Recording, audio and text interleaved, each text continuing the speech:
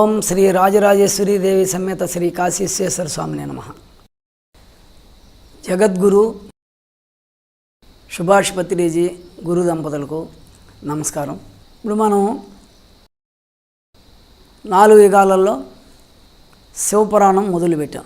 ప్రతి పురాణం కూడా ఈ పిండాండంలో ఉండేటటువంటి ఆ యొక్క యోగ రహస్యమే, దీంట్లో ఉండేటటువంటి ఇంద్రియ వాసనలే అక్కడ రాక్షసులుగా, ఇక్కడ ఉండేటటువంటి పంచానన దేవతలే అక్కడ బయట దేవతలుగా ఉద్భవించారు. శరీరంలో ఉండే రహస్యమే ఈ యొక్క యుగానికి ఒక్కొక్క యుగంలో ఒక్కొక్క హిస్టరీ వచ్చింది మనకి. శివపురాణం ఆ ఈశ్వరుడు పరబ్రహ్మ, కంటికి కనపడినటువంటి పరబ్రహ్మ జ్యోతిస్వరూపం శరీరం దాల్చి భూమి మీద వాళ్ళిద్దరు కూడా దంపతులు పుట్టి తపస్సు చేసి వాళ్ళు పరబ్రహ్మ స్థితిని పొందారు. శ్వాసను లయం చేశారు, మనసును లయం చేశారు. కుండలిని సహస్రారాన్ని పోయింది ఈశ్వరుడికి.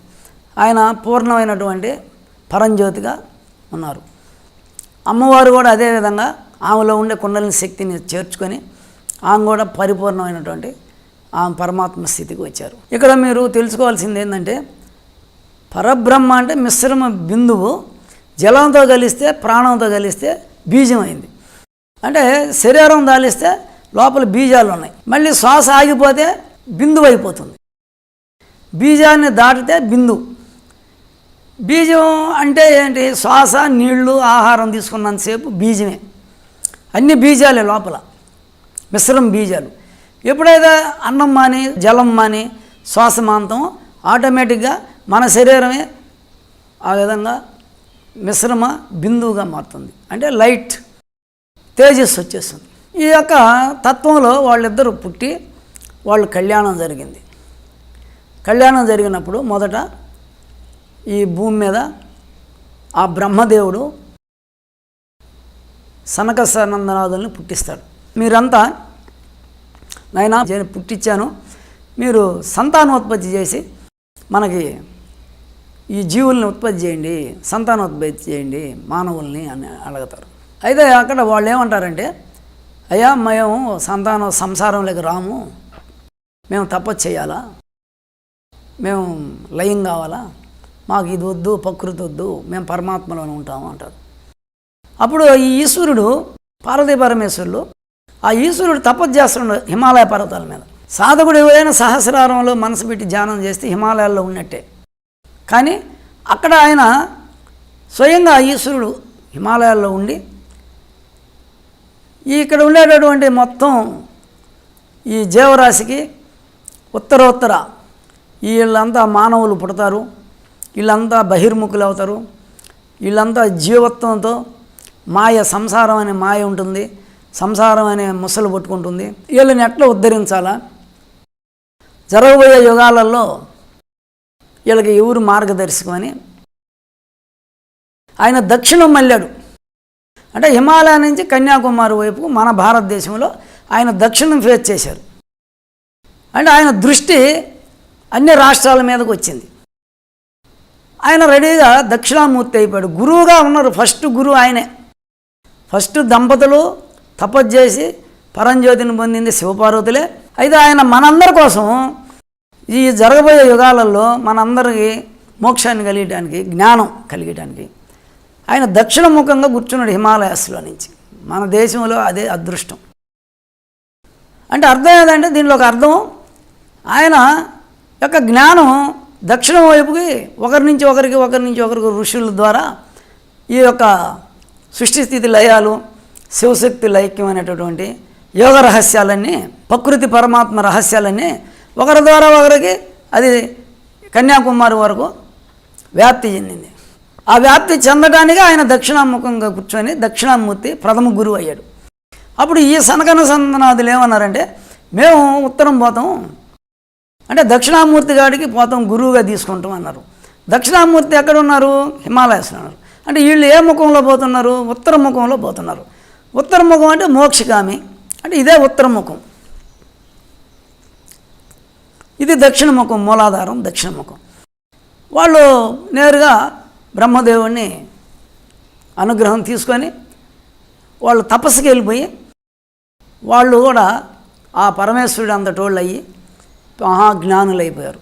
వాళ్ళు జ్యోతులుగా మారిపోయారు. తర్వాత ఆయన ఏం చేశారంటే అంగీరసుడు తర్వాత కొంతమంది సప్త ఋషుల్ని సృష్టించాడు. ఈ సప్త ఋషులు అంటే వశిష్ఠులు కూడా సప్త ఋషుల్లోకి వస్తారు. ఈ యొక్క 7 మంది సప్త ఋషులు వాళ్ళు సంసారంలో వాళ్ళ సంతానమే మారీచ, వీళ్ళందరూ కూడా ఋషులు 7 మంది తపస్సు చేసి వాళ్ళు సంతానోత్పత్తి చేసి తపస్సు చేసి వాళ్ళు దేవవులయ్యారు. అంటే ఈశ్వరుడితో సమానం అయిపోయారు. బ్రహ్మ చెప్పినట్టు వాళ్ళు పెళ్లి చేసుకొని ఒక్కొక్కరు 12 మందిని 20 మందిని అట్లా కని వాళ్ళు దేవవులయ్యారు. దాంట్లో దక్షుడికి తర్వాత వచ్చాడు దక్షుడు. 27 మంది పుత్రికలు ఆయనకి దక్షుడికి. 27 మందిని ఇచ్చి చంద్రుడికి పెళ్లి చేస్తాడు. దాంట్లో ఇంకా ఆయన కలిగిన ఇంకా సంతానంలో ఒక ఆమె దాక్షాయనిగా పేరు పొంది ఆ పార్వతీదేవి ఆయనకే పుడుతుంది. ఈ విధంగా ఈ పార్వతీదేవిని ఈశ్వరుడికి ఇచ్చి వివాహం చేస్తారు. తర్వాత మొట్టమొదటి ఈశ్వరుడు దక్షిణామూర్తి అయినాక తర్వాత వాళ్ళకి వివాహం కళ్యాణం జరుగుతుంది. ఆ కళ్యాణం జరిగిన తర్వాత ఈ మొత్తం సంతానోత్పత్తి జరిగినాక ఋషులకి కాలక్రమేణా మానవుల సంఖ్య పెరిగింది. కృతయుగంలో క్రమేణా జనం పెరిగే కొంది అందరూ తపస్సు చేసి దేవగులు అయ్యారు. ఆ యుగంలో అందరూ ధ్యానమే, అంతర్ముఖులే, బహిర్ముఖులు కాదు. ఎక్కడో చెట్ల కింద కూర్చోవడం, నది ఒడ్డున కూర్చొని తపస్సు చేసి అందరూ దేవగులే. కృతయుగం పరమాత్మ స్థితి, పరబ్రహ్మ స్థితి. వాళ్ళు మిశ్రమ బిందువు నుంచి బీజంగా మారి శరీరం దాల్చి మళ్ళీ వాళ్ళు లోపలే అణుజ్యోతిని దర్శించి పరంజ్యోతిగా మారి నక్షత్ర మండలాల్లో అనేక మంది వెళ్ళిపోయారు. మండలాలే ఉన్నాయి. అంటే ఇక్కడ ఎట్ట మండలం అంటామో అక్కడ కూడా మండలాలు ఉన్నాయి. విశ్వంలో 7 ఉండే ఈ కోట్ల మంది కంటే పైన ఋషులు ఎక్కువ ఉన్నారు సంఖ్య. కాలక్రమేణా ఈ వచ్చే సాధకుల్లో కొన్ని దుర్గుణాలు పుట్టినాయి. ఈ పిండాన్న శరీరంలో మన మనసుకి ఈ కర్మేంద్రియాలు జ్ఞానేంద్రియాలకి కొన్ని దుర్గుణాలు పుట్టినాయి. ఈ లోపల పెట్టిన దుర్గుణాలే బయట రాక్షసులుగా వ్యక్తమయ్యారు. ప్రతి మనిషిలో ఉంటాయి కర్మేంద్రియాలు జ్ఞానేంద్రియాల వల్ల మనకు ఆలోచనలు దుర్గుణాలు. ఈ దుర్గుణాలే అక్కడ రాక్షసులుగా ఉద్భవించారు. అంటే ఒక్కొక్కడు తనలో ఉండే ఒక దుర్గుణంతో వాడు ఒక పెద్ద రాక్షసుడైపోయి లోక కంటకులయ్యారు. ఆ పరంపరలో మొదట ఫస్ట్ తారకాసురుడు. ఈ తారకాసురుడు అంటే సాధకుడు ఎక్కువ మాట్లాడటం అనేది ఒక చెడు లక్షణం. ఎక్కువ మాట్లాడితే ఎనర్జీ పోతుంది, సాధన కుదరదు. ఆ గుణమే అక్కడ తారకాసురుడు. తారకుడు అంటే ఈ కంఠంలో ఉన్న ఉదాహరణ వాయువుని వేస్ట్ చేయటం. మాట్లాడి ఈ ఎనర్జీ అంతా వేస్ట్ అయిపోతుంది. తిన్నన్నంలో సగం వచ్చి కంఠానికి ఖర్చు అవుతుంది మాట్లాడిన దానికి. మిగిలిన సగం 4 చక్రాలకి 4 భాగాలుగా విభజించుతుంది. సగం మాత్రం కంఠానికి ఖర్చు అవుతుంది. ఇప్పుడు ఈ తారకాసురుడు అనేవాడు బయట వాడు నోరు ఎక్కువైపోయి అందరినీ డిస్టర్బ్ చేస్తున్నాడు. సాధువుని సన్యాసి వాడు ఏదో బాహ్యమైన విషయాలు చెబుతూ వాడిని చంపాలంటే శివపార్వతులకి వివాహం జరిగి ఆయనకి సుబ్రహ్మణ్య స్వామి పుట్టితే ఈ సుబ్రహ్మణ్య స్వామితో తారకాసురుడిని జయించాలి. ఈడ మన యొక్క ఆజ్ఞాచక్రంలో సాధకుడు ధ్యానం చేసినప్పుడు ఈ కుండలిని శక్తి ఆజ్ఞాచక్రం వరకు రావడం, ఈడ జ్యోతి దర్శనమే సుబ్రహ్మణ్య స్వామి. ఈ యొక్క జ్యోతి ఎప్పుడు పుట్టిందో జ్యోతి మీద మనసుకు పోతే ఇంకా ఇది కంఠం మాట్లాడేది తగ్గిపోతుంది. ఎక్కువ అతి మాటలు తగ్గిపోతాయి, మౌనానికి వస్తుంది. అందుకని శ్వాస మీద ధ్యాస పెట్టినా మౌనం అనేది వస్తుంది. ఇప్పుడు ఈ యొక్క సుబ్రహ్మణ్య స్వామి పుట్టడం, ఆ తారకాసురుని సంహరించడం అంటే సాధకుడు ధ్యానంలో ఈ ఎక్కువ మాట్లాడకుండా మౌనానికి రావటమే ఈ తారకాసురుడు వధ మనలో. ఆ బయట తారకాసురుని సంహరించడం. తర్వాత రెండో వాడు వచ్చేటప్పటికి మూషికాసురుడు. గణపతి పుట్టాడు. గణపతి పుట్టి ఆయన ఒక స్థితికి ఆ తొండం ఆ యొక్క ఏనుగు తలబెడితే ప్రాణాయామం చేసి ఆయన కూడా జ్యోతి దర్శనం చేయటం, జిహ్వచాపల్లని జయించటం, అక్కడ మూషికాసురుని జయించడం. అంటే సాధకుడికి లోపల ఈ తిండిపోతనం ఉంటుంది, దానివల్ల పొట్ట పెరుగుతుంది, ప్రాణాయామం ధ్యానం చేయలేడు పొట్ట పెరిగినప్పుడు. అదే బయట ఈ యొక్క జిహ్వచాపల్యాన్ని జయించడమే తారకాసురుడిని యొక్క అంటే మూషికాసురుని జయించడం. ఎలుక అన్నీ కొట్టుకొని తింటుంది, అది భూమిలో ఉంటుంది. ఈ గణపతి భూమి జలతత్వం, అమ్మవారికి సంబంధించి కుండలిని శక్తి వైపు, అక్కడ ఆయన జయించాడు.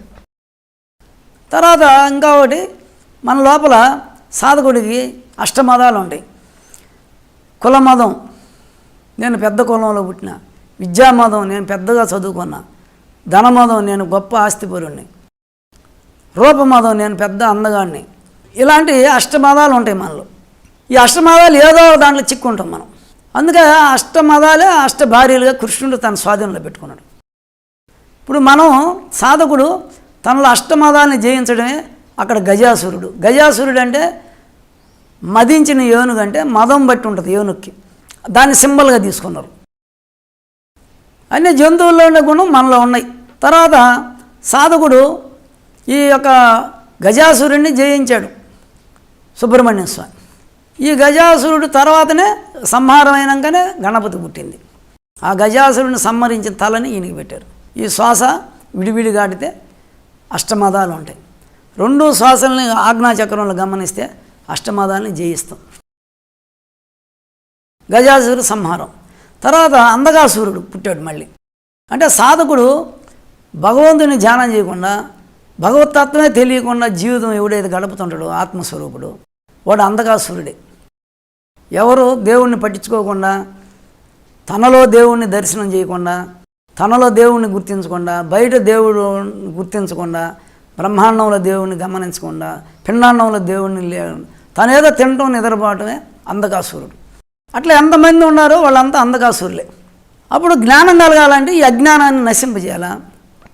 అప్పుడు ఈశ్వరుడు అంధకాసురుని సంహరించాడు. ఈశ్వరుడు అంటే ఆత్మ. ఈ యొక్క శ్వాస మీద ధ్యాస పెట్టినప్పుడు, ప్రాణాయామం చేసినప్పుడు మనలో ఆ అంధకాసుర తత్వం పోతుంది, నశించిపోతుంది. అందువల్ల ఒకేసారి మనం ధ్యానం చేరినప్పుడు పీజీలో చేరినట్టు నిన్న అనుకున్నాం మనం. కానీ సుభాషిపత్రి గురువు గారు అందరినీ పీజీలో చేర్చేశారు. అంటే పూర్వజన్మ వాసన బలం ఉంటుంది, సాధన ఉంటుంది, వాళ్ళు కూడా దీంట్లోకి వస్తారు. కానీ ఆయన ఒక్కసారి 300 మంది గురువులతో ఉపన్యాసం చెప్పడం అంటే, మీ అందరికి మళ్ళీ హై స్కూల్స్ ఎట్ట ఉంటాయి, ఇంటర్మీడియట్, డిగ్రీ, ఇవన్నీ ఎలిమెంటరీ స్కూల్ ఎట్ట ఉంటాయి ఒకసారి చూపించాడు.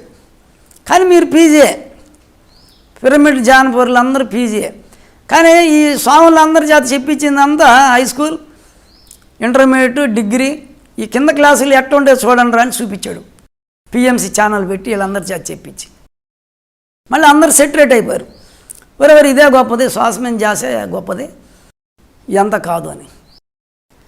అట్లే ఈ మళ్ళీ మనలో ఆ యొక్క అంధకాసురుని జయించడం. తర్వాత శంకుసూర్యుడు పుట్టాడు. శంకుసూర్యుని చంపేశాడు ఈశ్వరుడు. శంకుసూర్యుడు అంటే లోకాభిరామాయణ అనేవాడు. ఏదో రామాయణ భారతాలు భగవంతుని గురించి విశ్లేషించి సత్సంగం చేసేవాడు దైవం వైపు ఉన్నట్టు. ఈ శంకుసూర్యుడు అవుతాడు. లౌకికం వినేవాడు రాక్షసుడు శంకుసూర్యుడు. శంకు అంటే శబ్దానికి సంబంధించి శంకుసూర్యుడు ఉద్భవించాడు. అంటే లోకాభిరామాయణం వైపు చెవు పోతానే టక్కన లాక్కోవాలి. నేను ఎన్నోసార్లు ఎవరన్నా చెప్తుంటే, ఓ ఇది లౌకికం కదా, నాకు అవసరం లేదని కట్ చేసేసేస్తుంది మనసు. టీవీ చూస్తాను, టీవీ చూడండి ఎప్పుడు. నేను టీవీ కాడ కూర్చున్నారు అందరూ, ఎవరైనా చూస్తానంటే అది ఎందుకు వేస్ట్, లౌకికం లోకాభిరామాయణం వద్దు అని చెప్తుంది. అంటే ఇక్కడ నీకు ఈ శంకుసూర్యుడు అంటే లౌకిక వ్యవహారాలు వినేవాళ్ళు అంతా శంకుసూర్యులే. అది పుట్టింది, ఒకళ్ళలో పుట్టింది వినాలనే పిచ్చి. అలాంటి వాడిని కూడా సంహరించాడు కృతయుగంలో, ఆ రాక్షసుని కూడా. స్వాధిష్టాన చక్రంలో జలం ఉంటుంది, అక్కడ పుట్టాడు, సముద్రంలో పుట్టాడు వాడు జలంధరుడు. దేవలోకంలో అక్కడ ఇంద్రుడు, ఆ ఇంద్రాది దిక్పాలకులు అందరూ కూడా సభ ఉంటుంది. అష్టదిక్పాలకులు, ఈ యొక్క అష్టదిక్పాలకులు ఉంటారు, నవగ్రహాలు కూడా ఉంటారు. సభ ఉంటుంది ఎప్పుడో. దేవలోకం అని ఒకటి ఉంటుంది. బ్రహ్మలోకం, విష్ణులోకం, శివలోకం ఎట్లా ఉంటుందో అట్లా దేవలోకం ఒకటి ఉంటుంది. ఈ దేవలోకంలో ఒకసారి ఆయన పక్కన, దేవేంద్రుడి పక్కన బృహస్పతి ఉంటాడు. ఇక్కడ ఇంద్రుడు, ఈయన వెనకనే పక్కనే బృహస్పతి ఉంటాడు. అక్కడ దేవలోకంలో ఇంద్రుడి పక్కన బృహస్పతి. ఆయన ఏదో సమస్యలు వచ్చినప్పుడు, గొడవలు వచ్చినప్పుడు ఈయన్ని ఆశ్రయిస్తాడు. అట్లా ఒకసారి నేనే గొప్ప రాజునని ఈ బృహస్పతి వాదిస్తాడు. వాదించినప్పుడు ఆయన, నేను గురువుని, నువ్వు చేసే ప్రతి పని కూడా నా దగ్గర సలహా తీసుకొని చెయ్యాలంటారు. అవసరం లేదు, నేనే అంత అధిపతినని వాదిస్తాడు. సరే ఈశ్వరుడి దగ్గరికి వెళ్తారు వీళ్ళు. అది కరెక్టా కాదా, ఇద్దరిలో ఎవరు కరెక్టు అని. వీళ్ళు ఆయన దగ్గరికి వెళ్ళేవాడికి ఆయన అగ్నిహోత్రుడై త్రినేత్రంతో అగ్ని బగబగ మండుతుంటుంది. అలా పోతానే ఈ దేవేంద్రుడిని చూస్తాడు ఈశ్వరుడు. చూస్తానే దేవేంద్రుడు బగబగ మండి గోళం, అగ్నిగోళం అయిపోయి మండతా ఉంటాడు. అప్పుడు ప్రభు ప్రభు రక్షించని ఏడుస్తాడు ఇంద్రుడు. అప్పుడు బృహస్పతి కూడా ప్రార్థన చేస్తాడు, స్వామి క్షమించు పానీలే అని. ఒకసారి నాలో నుంచి రిలీజ్ అయినటువంటి ఈ అగ్ని తత్వం ఇంకా పోదు, ఈయన్ని సముద్రంలో వేస్తాను, అంతకంటే నేను మళ్ళీ వెనక్కి తీసుకునేది లేదు అంటాడు. అప్పుడు ఆ ఇంద్రుడిని ఎత్తి సముద్రంలో వేస్తే జలంలో పడి, అప్పుడు జలంధ్రుడు పుడతాడు, లక్ష్మీదేవి పుట్టద్దు. దాంట్లో జలంలో పుట్టే చల్లదనం లక్ష్మి. ఆ లక్ష్మికి సోదరుడు వీడు జలంధ్రుడు. అంటే కామ పిపాసి, కామాంధుడు. వీడు రాజ్యాన్ని స్థాపించి రాజ్య పరిపాలన చేస్తూ వీడు ప్రకృతిని కోరుకుంటాడు. అంటే అమ్మడినే కోరతాడు వీడు, పార్వతీదేవిని. అప్పుడు ఈశ్వరుడు ఈయన్ని చంపేస్తాడు. యుద్ధం చేసి ఈశ్వరుడు చంపేస్తాడు జలంధ్రుడిని. జలంధ్రుడు అంటే సాధకుల్లో కామవాంఛ కలిగితే దాన్ని ఆయన ధ్యానంలో భూమధ్యంలో మనసు పెట్టి ధ్యానం చేస్తే ఈ శ్వాస లయం అయిపోతే జలంధ్రుడు చనిపోతాడు. ఈ విధంగా ఆ యుగంలో ఋషులందరూ తపస్సు చేసి దేవగులు అయిపోయారు. దేవతల సమానం, ఈక్వల్. వాళ్ళు ఏ లోకానికైనా వెళ్ళిపోతారు. ఎట్లా వెళ్ళిపోతారు అంటే ఈ స్థూల శరీరంలో మిశ్రమ బీజాలు ఉన్నాయి. శ్వాసుడిని అని చెప్పు, శ్వాసను లయం చేసేసి ధ్యానంలో పోతే మిశ్రమ బిందువు అయిపోతే రెండే ఉన్నాయి. చంద్రస్వరం వల్ల నామము, సూర్యస్వరం వల్ల రూపం అనేది ఉంటుంది. అంటే నామం అంటే శబ్దం, మంత్రాలన్నీ. చంద్రస్వరం వల్ల విష్ణు పురాణం వచ్చింది, వ్యక్తమైంది. సూర్యస్వరం వల్ల శివపురాణం వ్యక్తమైంది. ఈ రెండు ఎవరైతే ఇక్కడ ధ్యానం చేస్తారో, రెండింటిని గమనిస్తారో, శ్వాస మీద ధ్యాస పెడతారో, సుషుమ్నాడిలో ఉండేటువంటి రాజరాజేశ్వరి సహస్రనామాలు కూడా వ్యక్తమైనవి. అంటే ఇవన్నీ ఇప్పుడు వచ్చిన ఇవన్నీ నామాలు, ఇవన్నీ కోరికల కోసం ప్రజలు కలియుగంలో వచ్చినాయి ఇవన్నీ. అప్పుడు ఈ మూడు కూడా, మూడు తత్వాలు, విష్ణు, ఈశ్వరుడు, రాజరాజేశ్వరి, శక్తి తత్వం అన్ని భూమధ్యంలోనే దర్శించి ఆ జ్ఞానం వచ్చేస్తుంది. నువ్వు చదవబడి ఈ పుస్తకాలన్నీ చదివిన ఒకటే, భూమధ్యంలో శ్వాస మీద ధ్యాస పెట్టిన ఒకటి. అంత విలువైంది శ్వాస మీద ధ్యాస. ఈ మూడిట్లో ఉండే రహస్యమే ఈ శ్వాస, స్వరాలు, రెండు స్వరాలు. ఆ జ్ఞానం నీకు కలిగిపోద్ది. నువ్వే విష్ణు అయిపోతుండవు, నువ్వే ఈశ్వరుడు అయిపోతుండవు, నువ్వే రాజరాజేశ్వరి అవుతావు.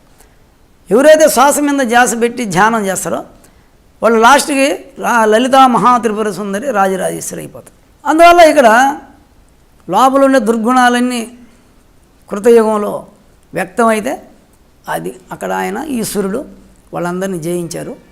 ఇంకా క్రమేణా ముందుకు వస్తే ఫస్ట్ ఈ దేవతలు ఈ స్థూలంలో ఉండే శ్వాసని జయించారు కాబట్టి వాళ్ళు నామరూపాలు, అంటే ఒక రూపం కనపడద్దు. ఇప్పుడు సినిమాలో చూపిస్తారు, ఈశ్వరుడిని ప్రార్థన చేస్తే ఈశ్వరుడు చిన్న అణువు నుంచి సప్పని పైకి లేస్తాడు. అంటే ఒక అణువు నుంచి ఆయన ఒక రూపం వచ్చేస్తుంది. ఎవరైనా దేవతలు కింద నుంచి ఒక అణువుతో 6 అడుగులు కనపడి మనకు ఏనాయనా ఎట్టుండో అని పలకరించి అభయం ఇస్తారు. అంటే అది లైటు రూపం. వాళ్ళు మాట్లాడే వాయిస్ నామం. నామరూపాలే ఉన్నాయి ఈ శరీరంలో, చంద్ర సూర్యనాళ్ళు. ఈ శరీరం వదిలేస్తే జ్యోతిగా మారిపోయినప్పుడు రూపం జ్యోతి, దాంట్లో నామం ఇముడుకొని ఉంటుంది. మనం బయటికి వెళ్ళిపోయి మనం నక్షత్ర మండలంలో ఉండి ఎవరికైనా దర్శనం ఇవ్వచ్చు, ఎవరితోనైనా మాట్లాడవచ్చు, ఏ లోకానికైనా పోవచ్చు. కృతయుగంలో భూమి మీద యక్ష కిన్నెర కింపురుష దేవతలు అందరూ తిరిగేవాళ్ళు. దేవతలే ఇంద్రాది దిక్పాలకులు స్వయంగా తిరిగేవాళ్ళు భూమి మీద. ఎందుకంటే అందరూ తపస్సుకులు, అందరూ ధ్యానం చేస్తున్నారు కాబట్టి వాళ్ళతో ఎక్కువ కనెక్షన్లో ఉండేవాళ్ళు. ప్రకృతి లేదు అప్పుడు. బాహ్య ఇల్లు, ప్లాట్లు, వ్యాపారాలు, డబ్బు సంపాదన ఇవన్నీ లేవు కృతయుగంలో. అందువల్ల నామరూపాలు అనేవి ఎక్కడున్నాయంటే, మనం ఒక వీడియో తీస్తాం, ఒక ఫంక్షన్ పెళ్లి జరుగుతుంది, వీడియో తీస్తాం. ఆ పెళ్లి కూతురు పెళ్లి కొడుకులు స్థూల శరీరం దాంట్లో పోదు కదా, వాళ్ళ రూపం ఉంది, లైట్ వేస్తాం, లైట్ ద్వారా రూపం వస్తుంది. అక్కడ ఉండే శబ్దాలు ఏదైతే మంత్రాలు చదువుతుండో పూజారి, శబ్దాన్ని గ్రహిస్తే అది నామం. నామం అంటే శబ్దం, అక్షరాలు, పదాలు ఇవన్నీ. అంటే నామరూపాల వరకు రికార్డ్ అయిపోతుంది టీవీలో, స్థూలం కావటంలే. ఈ నామరూపాలు నువ్వు ఎక్కడికైనా పంపించచ్చు. అంటే ఇప్పుడు ఈ యొక్క విశ్వంలో ఎన్నో కోట్ల సినిమాలు అవ్యక్తంగా నెట్లో పెడుతున్నారు. అంటే పరమాణువుల్లో చూపిస్తున్నారు. ఒక పరమాణువులు ఏముందో అన్ని పరమాణువుల్లో అదే ఉంది. విశ్వవ్యాప్తం చేస్తున్నారు నెట్.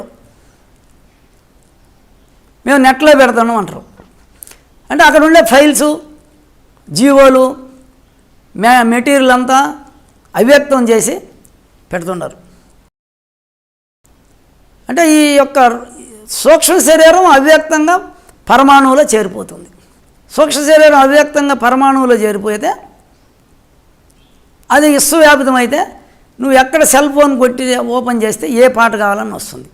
ఎన్నో భాషల్లో, ఎన్నో దేశాలలో ఎన్నో భాషలు ఉన్నాయి. సినిమాలు, పాటలు, ప్రోగ్రామ్స్, బర్త్డేలు, పెళ్ళిళ్ళు, కార్యక్రమాలు అన్నీ మనం ఏం చేస్తున్నాం, అవ్యక్తం చేసేసి ఆ పరమాణువులో చూపిస్తే విశ్వంలో ఎవడైనా ఏ మూల నుంచి అయినా కొట్టుకోవచ్చు.